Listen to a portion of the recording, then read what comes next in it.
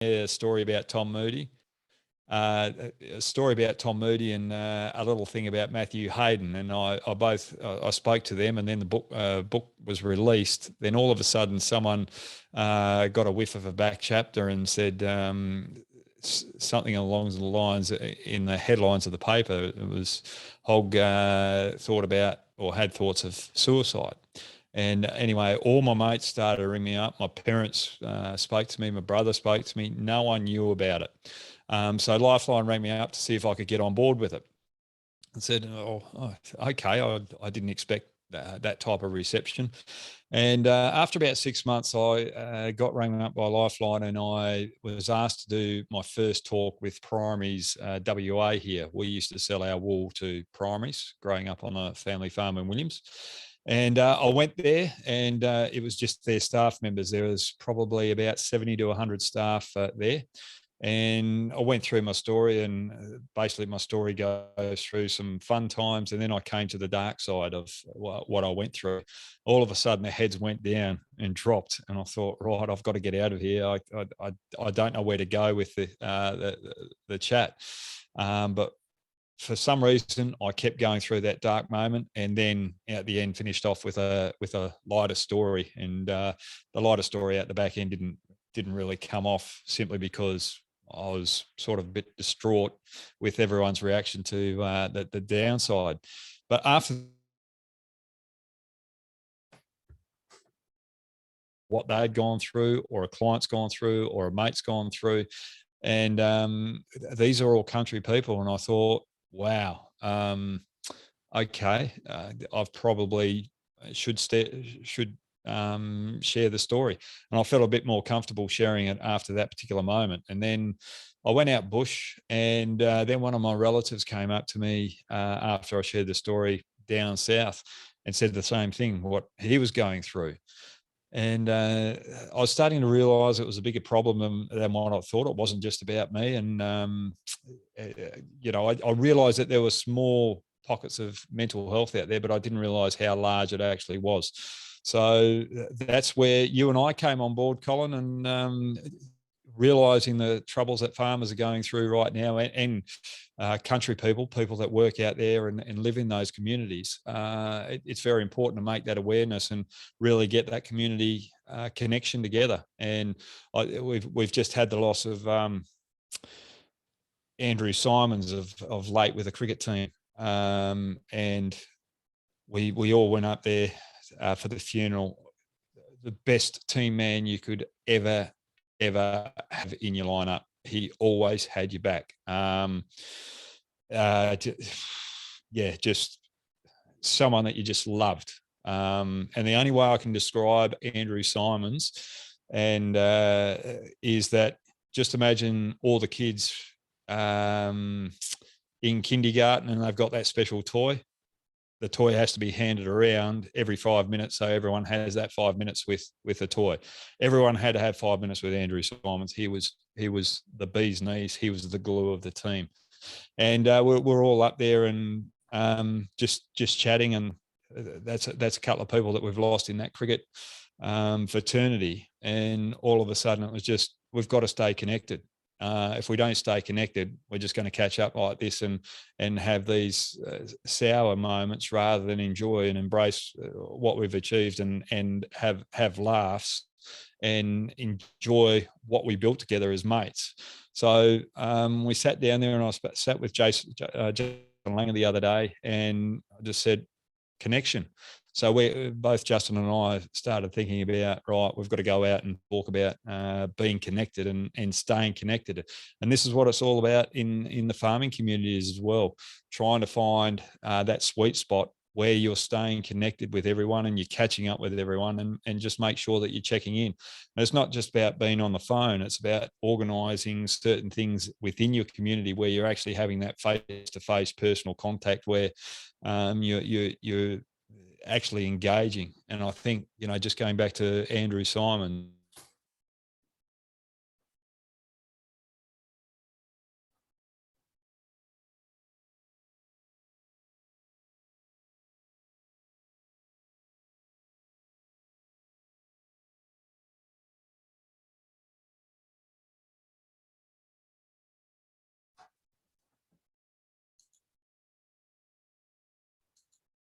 Oh, looks like we lost you there, Hoggy. You still around?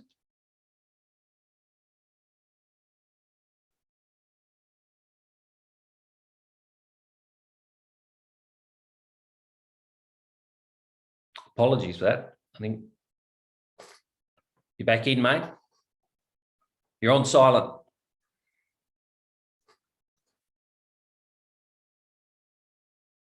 You're still on mute. Sorry, mate. There we go. All right. So, sorry about that, guys. I don't know what happened there. The internet connection just went. But yeah, so sharing those stories and seeing what we went through as the with the losses that we've gone through, it's just all about that connection, and that's probably the message that we want to pass around to all those rural communities. It's about staying connected and helping each other out, and that's that. If you can just put the Australian culture, sum up the Australian culture, all you'd have to put in the middle of it is Roy, Andrew Simons, because it was about staying or creating that culture where you're helping your mate out. And that's how simply you can simplify everything that's going on in the world right now. We need to be there for our mates. That's good. Now, Hoggy, we'll invite people to submit questions on the chat. Yeah, definitely. Yep. I'll start the ball rolling a little bit with some questions. Just stepping back a bit, how have you found it in the work that you've done for Lifeline WA? What do you find that people want to talk to you about the most? I just, again, it's just about feeling, being part of something, being part of a community. And I think where people get lost is when they lose their vision of where they want to go with their goals. And speaking to a couple of cricketers that have finished and moving on to something new, it's about what's next. Where do I want to go? What do I want to achieve? And if you don't have that and you've got something negative in your mind, that's where it just starts growing and festering. So I think a lot of the rural people that I've spoken to, they're in that negative mindset and they can't get out of it, but they're too scared to share it with someone else, to go and get that help, to help them just get that right direction and push them in that direction where they can move on to that goal that they want to achieve. That's what it comes down to, is you lose sight of where you want to go, and that's when going into those dark places start to happen. And if you let it, if you hang there for too long, it just manifests into something that goes out of control. So that's what I've been hearing a lot from a lot of farmers and country people out there. The other thing is a little bit of loneliness as well, and that's not getting engaged with the community. It's very easy, and even with myself, when I'm in those dark moments, I don't want to go out and visit and meet people. I'm quite comfortable in saying, right, it's a Friday night, I've been invited to something, but they're not going to miss me if I don't go. You stay home, especially when it's winter, it's cold. Okay, what's the excuse of not going tonight? So if you start doing that and not going out there and engaging, you lose your way and you lose that connection with everyone, and all of a sudden the phone doesn't start ringing, or the phone stops ringing for those invitations. And what do you think is the hardest part of that? Is just actually making a decision, just getting out? The hardest part is I think it's more that because you've got in that pattern where you're not meeting people, and all of a sudden it's a slight loss of connection, and it's all of a sudden that anxiety comes in where you're going to walk into a room where you haven't seen people, and where does a conversation start? I think it comes down to that anxiety side of things as well. And I know that plays a big part with me and a few of my mates that have gone through these issues, and even my relatives and people that I speak to. It's just a little bit of anxiety that creeps in, a little bit of uncertainty, insecurity. All of these things creep in. And if you're in that dark place where you're a little bit insecure as well, you don't want to pass on those troubles to other people. And I think going back to the Australian team, John Buchanan was absolutely huge in the success of Australia through that particular period, not because of his coaching, not because of tactical, but the thing is he knew how to challenge players, but he knew the personalities. And I'll share an example. We're in St. Vincent, and I've rocked out to breakfast, and I've come to the breakfast table. How you going, guys? Buey, how you going? Slapping him on the back, slapping the other players on the back. Then went and got my bacon and eggs, sat down, and John goes, "What's up, Hoggy?" I said, "Nothing's up, Johnny. Just looking forward to training today and getting ready for tomorrow's game and so forth." And he goes, "No, something's happened out home. What's happened out home? We need to sort it out right now because your mind won't be right for the game tomorrow." And I'd had a massive barney with my wife at that stage. The house had flooded. We had a downpour here, and he just knew straight away. And I said, "How did you pick that up?" He said, "Because you were overexcited." And, that's just knowing the personality. So he knew me to a T. If I was overexcited, something is probably wrong at home. If I'm quiet, I'm worried about my cricket. So that's if you've got people in your community that are like that, you've got a special community and you've got a special person there to help you along. And that's knowing your mates as well. Yeah, some people on the East Coast won't know you're part of WA wheat belt as well as you do, or as well as I might. But you grew up there. Can you just give us a description of your community? And Williams is about 2 hours from where we are in Perth. So if you've got Albany, you've got Bunbury. If you understand the coast, Williams is virtually on a direct line towards Albany, 200 k's from Bunbury, I think it is, and 200 k's from Perth. So we're on the way to Albany there. We didn't grow wheat there. It was more barley, sheep, oats. And just when I started playing cricket and leaving the farm, we just started growing a little bit of canola down there as well. There were times there that we did have a crack at wheat in that particular region, but frost would generally get us. But we're pretty lucky in a sense too that we had a farm further inland in a place called Ongerup, which was another 200 k's in there, and that's where we grew a lot of wheat in that particular region as well. So that's about, what am I, 50? That's 30 years ago, Colin, that I was allowed down there. But the good thing about it, that I was able to have a few periods of time where I could go down and help the old man and put the crop in as well, and help put that crop in. So it was always good to get back down there and go back to the grassroots and be on the family property. And what do you remember most about those early days on the farm? Community. That's what I remember. Community. And I've got the old baggy green here. Everyone in that particular region. So we've got Williams as a town there, Boddington, Narrogin, Wickerpin, Pingelly, everyone around that region. I better put Wandering in there as well. I knew that I had the dream of playing cricket for Australia, and they were all right behind me. And if I was out of line or slightly off track to achieving that goal, everyone would step up and pull me back into the line. It was that they were there for me. That's what I remember most about it. And just just having that freedom out on the farm as well, that open space, just to have a clear mind. That's one thing that I really do miss.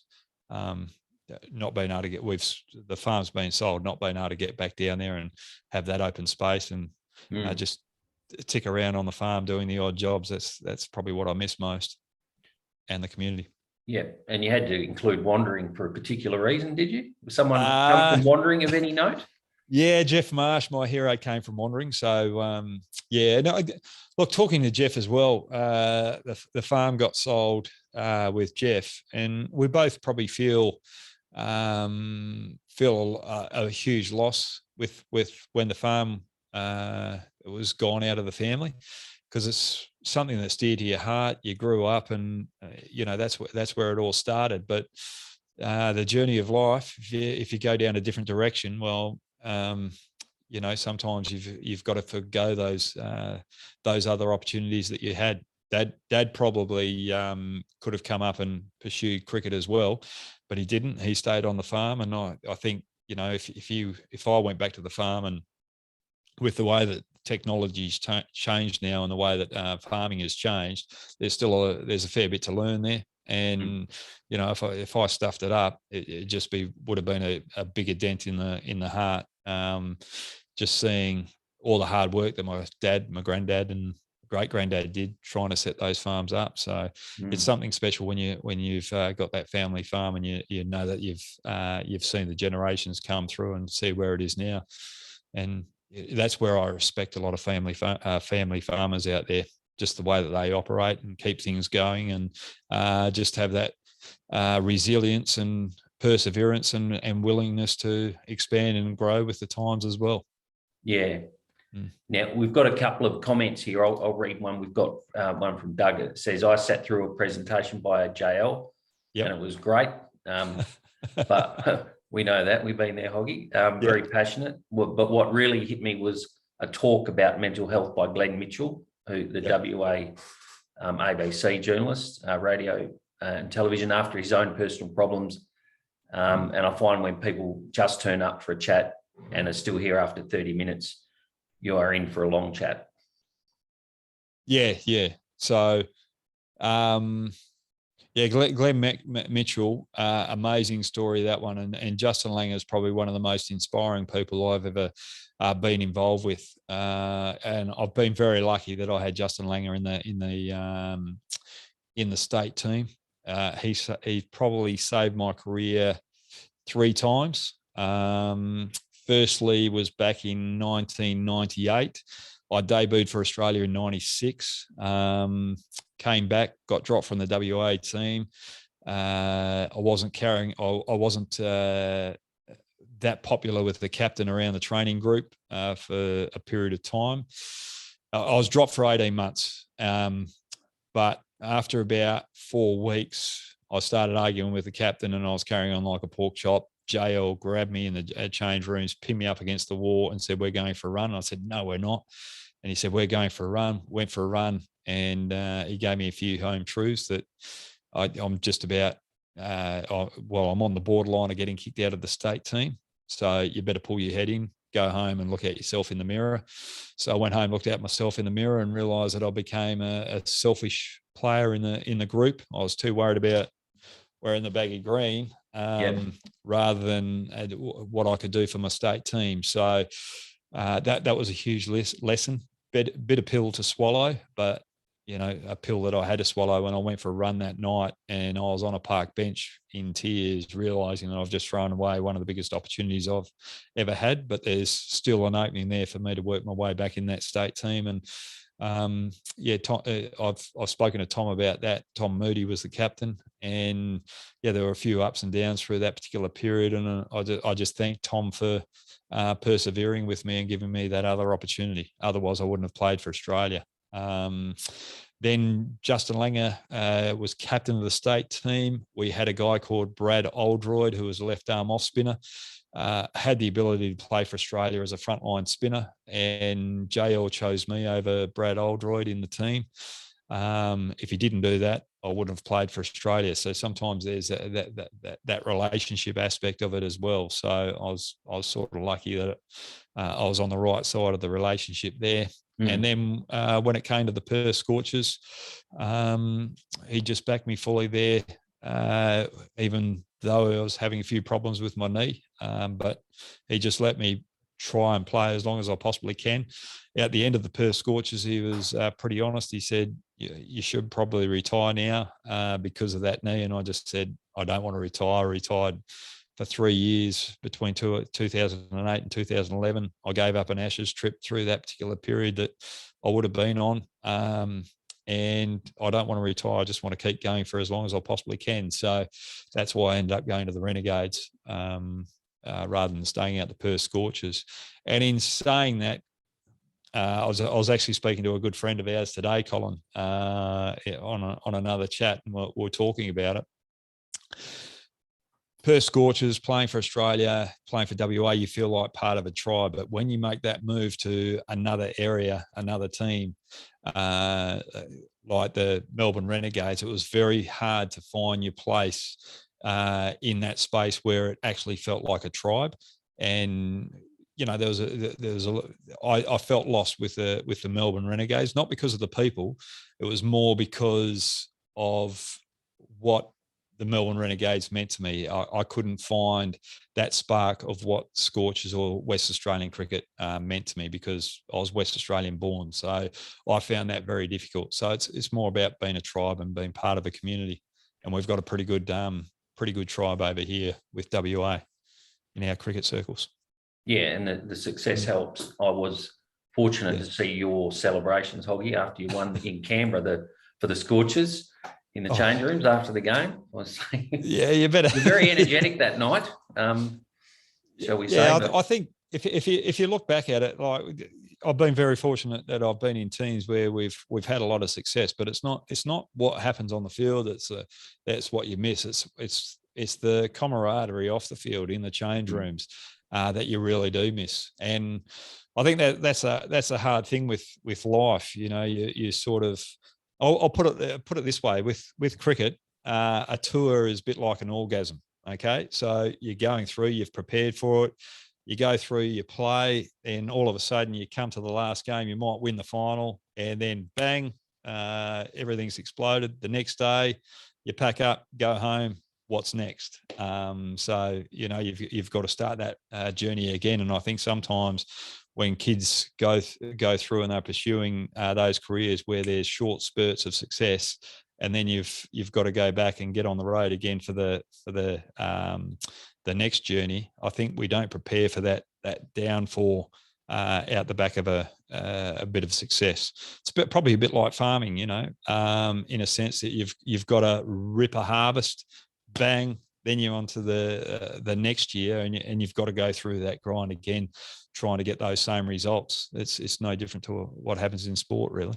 Yeah, the comparison I was going to draw, and I guess I'm fortunate understanding that you played for WA at a time when professional cricket and professional contracting was really starting to come into play. Yeah. So it became a full-time job. And I remember the rookie contract started when I was there, which was they were getting 10 or 20 grand.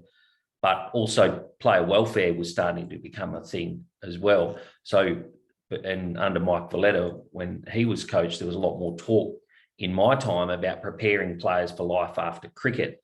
Now, preparing farmers for life after farming is something also that we can talk about. But were your experiences tougher when you knew you were coming towards the end of cricket, your sort of mental health challenges, or was it something you battled with for a while? Yeah, I think I battled with it for a long time. Even when I was on the farm, I was battling hugely with it, because I was travelling up from the farm and playing grade cricket here, and then going back to work on the farm. It wasn't until I was 22 that Dad and Mum said, "Look, if you're going to give it a decent crack, you better move to the city full time." I said, "All right, I'll give it to Christmas. If I haven't made it by Christmas, I'll come back to the farm." So there was traveling up there, and you had 2 hours in the car going there. There was a lot of self-doubt going through your mind, but it doesn't happen. And all of a sudden that just creeps in, and you can get into serious dark spaces through that particular period, because am I worthy of playing cricket for my state or my club, or am I going to make it? So you're always questioning yourself. When it comes to life after cricket, I studied a degree in accounting and marketing. Accounting, the only reasons why I studied these two subjects is I could study on the road. I didn't have to be at university for it. The other subjects that I wanted to do, I think it was physiotherapy. You had to have time on there, time out the university. So I didn't have that time. I chose accounting because it might help me on the farm, and I chose marketing. If I had a bit of success with cricket, well, I might be able to use that particular degree with an organisation and work in their marketing department. So I felt that I'd prepared for life after cricket, and then all of a sudden, life after cricket came to an end, and you're sitting there going, right, where do I actually go now? And I had it all planned, but all of a sudden, it's not looking. It's hard to describe. I think it's looking for that environment where you're part of a team, if you know what I mean, that close-knit team. I think that's the thing that you're looking for when you finish playing your sport, which is a tough thing. Working on the farm, it was fine because you're working on your family farm.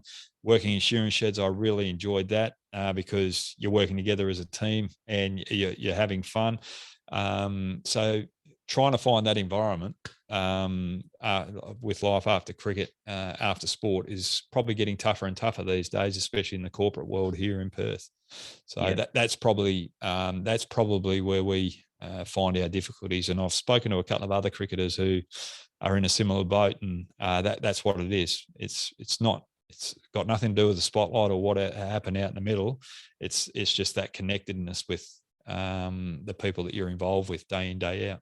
Yeah, I mean, the Australian Cricketers Association looks after past players well, in my view, and plays an important role for current players. But I'm wondering, we at Grain Producers Australia look after current farmers. That's our focus. I'm wondering if there's a past farmers association that can help bring the two together, so to support that transition. I'm just thinking out loud. I'm going to read out another comment. Before you read that out, that's something that you can look into, because the way I see farming now, and I've got a cousin out in Newdigate,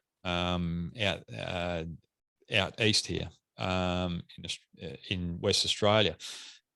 You either expand or you've got to sell up as the journey goes on, because each decade farms seem to be getting bigger. So you've either got to keep up or you've got to do something else. So I think that's a good move, that we can look at that transition from farmers going into something else after being on the farm.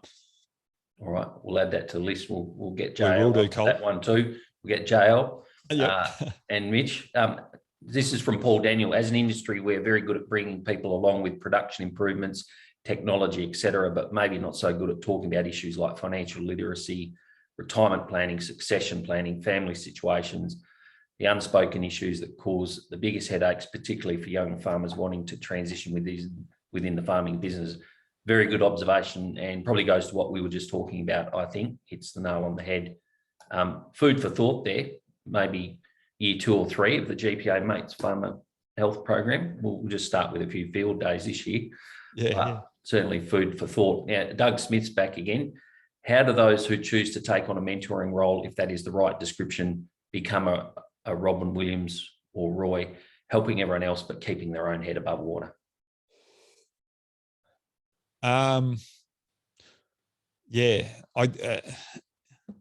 It's a tough one, that one, actually, because you sort of go out there and you're trying to help everyone. Well, you're trying to help people that are going through a few issues themselves. You can do that, but sometimes you just got to sit back and make sure you readjust yourself and make sure that you're on track. I heard a good statement the other day. Make sure you've got your mask on before you go and help someone else with their mask. It's a really good saying. So you got to make sure that you've got your backyard in check when you're helping other people. But the other thing is, when you're helping other people, or when you're in a bit of trouble as well, you've got to be willing to take that help as well on board. So, and I think that's the good thing that we're starting to learn and understand, and that's where it's all about mates, isn't it? You're out on the footy field, someone might be having a bad day, so you're trying to pick him up, you cover for him that particular day, then the next week he's doing the same for you. So that's what it's all about, teamwork, helping each other out, and that's what community's about, because if you don't keep that closeness, and you don't keep that happiness and that connectedness, then all of a sudden it just becomes that lonely side of life, and you don't want to be in that space. And I think the other point there, you've got families and so forth in those country regions. It's even more important when you've got families is to make sure that you get together as a community and do things as family groups to make sure the kids are occupied and everyone gets in there to help with the football, help with the hockey, or help with the what do they call it, the acting when I don't know, Williams had this acting club and that they'll do a show once theatre once a year. So there's certain things there where all the families can get together and join together and make sure they're all gelling together, and that gets the women involved as well, and everyone's getting on, helping each other. How do you recognise the signs, and how do you got to be careful not to misinterpret? Yeah, well, it's very similar to John Buchanan. So this is a great thing. On that same trip, we weren't having that much success just before we went to the 2007 World Cup, and John Buchanan started to be quiet and a little bit different and unsure of himself. Andrew Simons went up to him and pulled him aside and sat him down and with a 10-point plan of how to get back on track as the Australian team. He said, John, this is what you got to focus on. If you do these 10 things, we'll get on board. So, you've got your leaders there, and sometimes they're a little bit distressed, but Andrew Simons was able to pick his personality and see that something was wrong, pull him aside and give him a little bit of direction, what to focus on moving forward. All of a sudden, John Buchanan had a new lease of life and was doing what he does best, and making sure that he was picking up everyone's personalities and making sure that they were on track. So it's about understanding your mates, and it's about getting to know people as well, what makes them tick.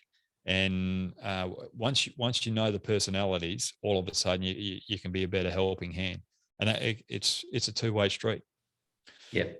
Mm. Well, Hoggy, there's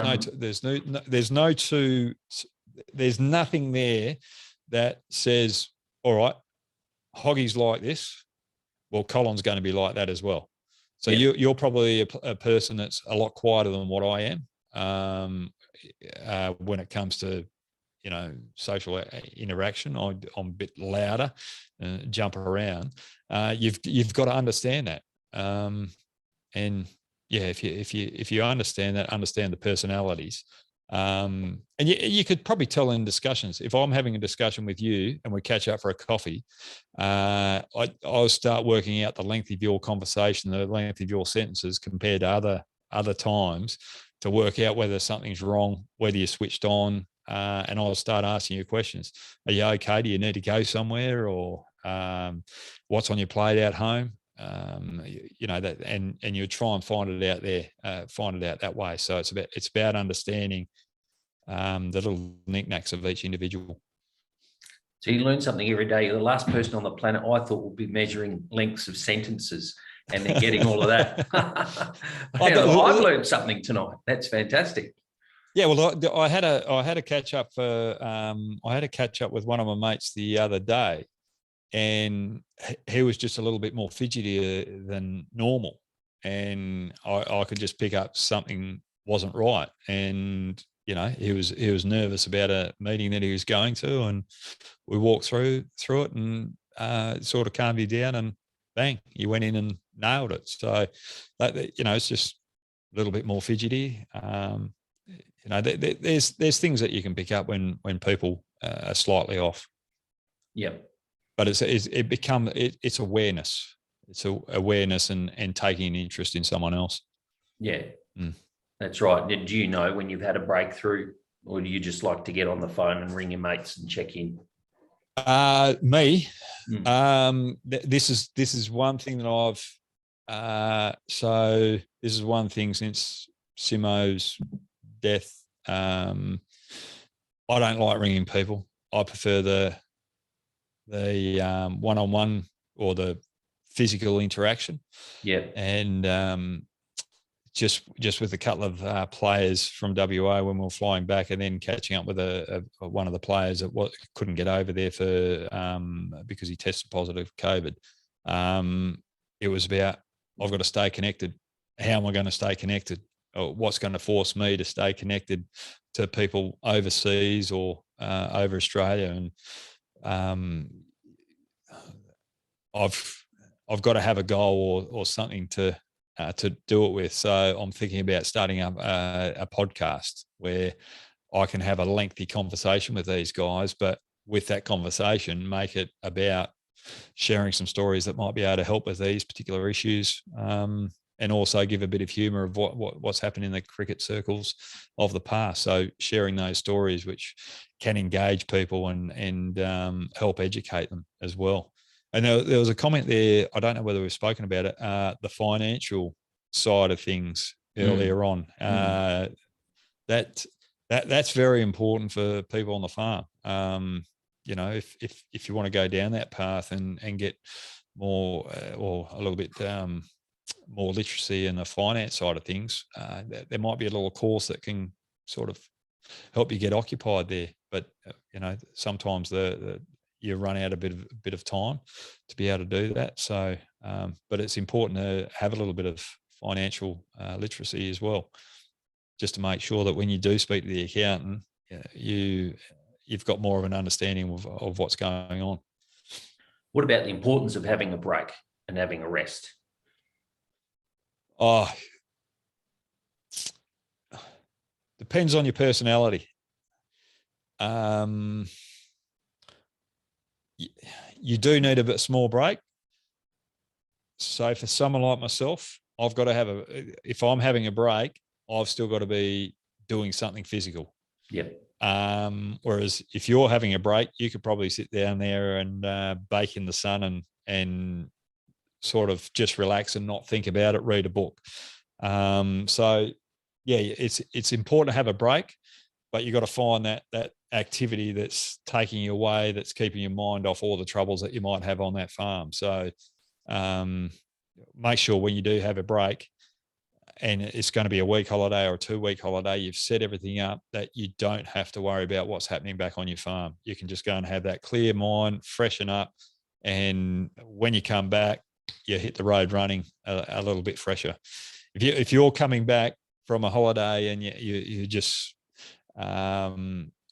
you're sort of going in there and it takes you a couple of days to get back into the swing of things on the farm, well, you've done a good job. That means you've taken your mind off it.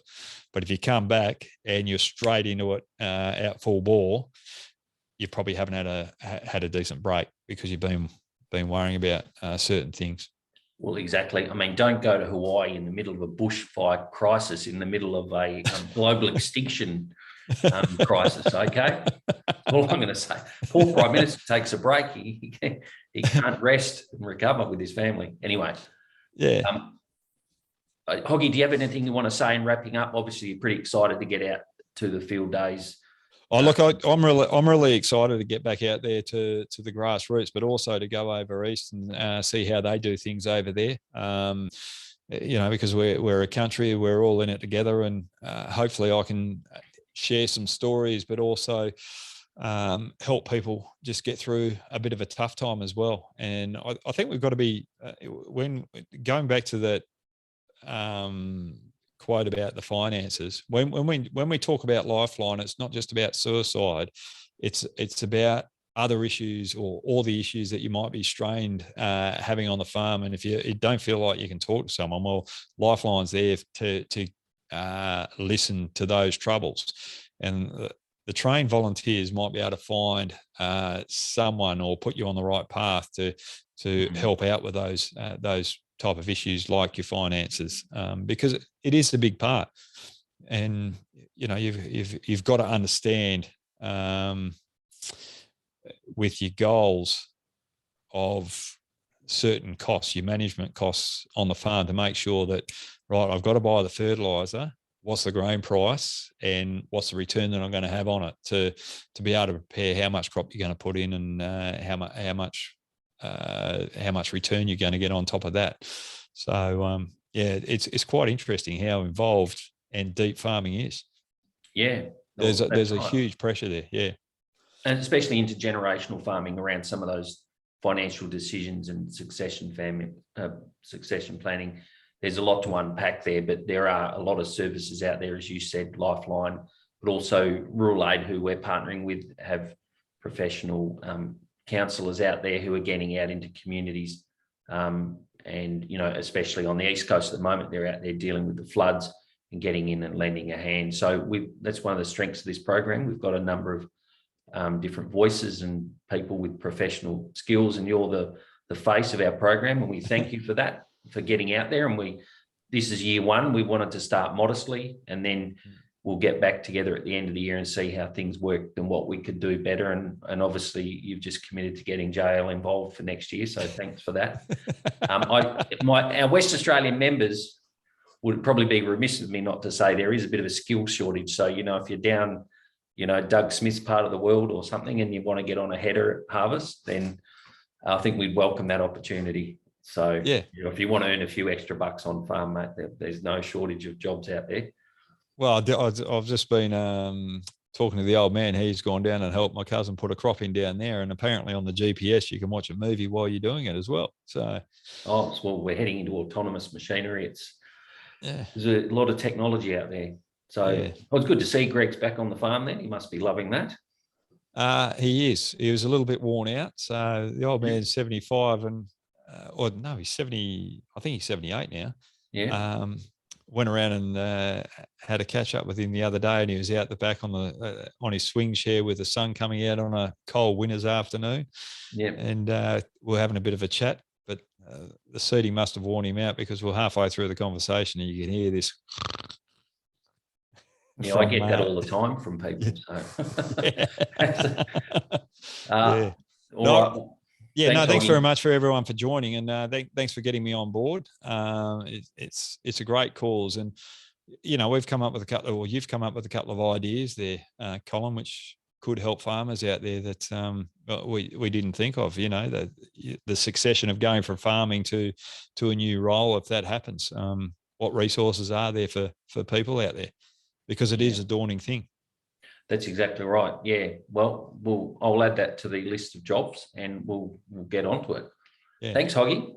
Thanks, mate. So thanks everyone for joining in. And again, just acknowledging Nufarm support, fantastic, and Lifeline as well, and also Rural Aid. So, and you'll probably be seeing a bit more of us later on in the year when we get out to the field days. We'll be sharing a few clips on social media, and we've obviously got our program page on the GPA website. So stay tuned. Thanks, Brad. Thanks very much, Colin. Cheers. All right. I've got to work out how to stop recording. There we go.